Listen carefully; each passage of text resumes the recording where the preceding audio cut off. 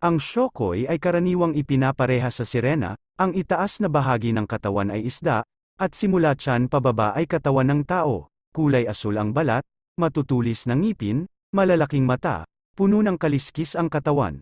Sila ang itinuturing na tagabantay sa kaharian ng mga sirena sa ilalim ng dagat, pangkaraniwan sa kanila ang pagpatay sa mga tao. Sinasalakay ang sinumang tao na makita sa dagat, para sa kanila ang tao ay salot, kapag sila ay nakakita ng mangingsida, pinapatay ang mga tao at kinukuha ang laman ng bangka.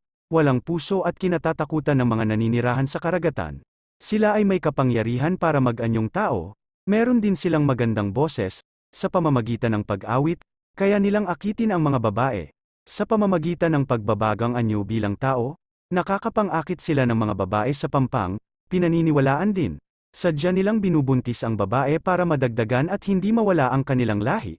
Isa rin sila sa mga itinuturing na dahilan ng mga paglubog ng mga barko o bangka sa karagatan, pagkakaroon ng masamang panahon at iba pang kalamidad na nagpapahamak sa mga tao. Ang shokoy ay mahilig gumawa ng mga dekorasyon, gumagamit sila ng MGE perlas at iba pang materyales mula sa ilalaim ng dagat, bilang palamuti sa kanilang kaharian.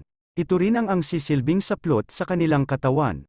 Hinahangaan ng mga sirena, ang sinumang sirena na pipiliin ng lider na shokoy ay ang pinakamaswerte at pinakamaganda sa lahat. Ang shokoy ang nagtatrabaho at naghahanap na kanilang pagkain.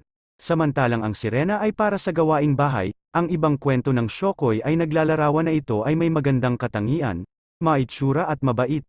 Sila ay hindi tumatagal sa lupa, kinakailangan nila ang tubig dagat para hindi mamatay.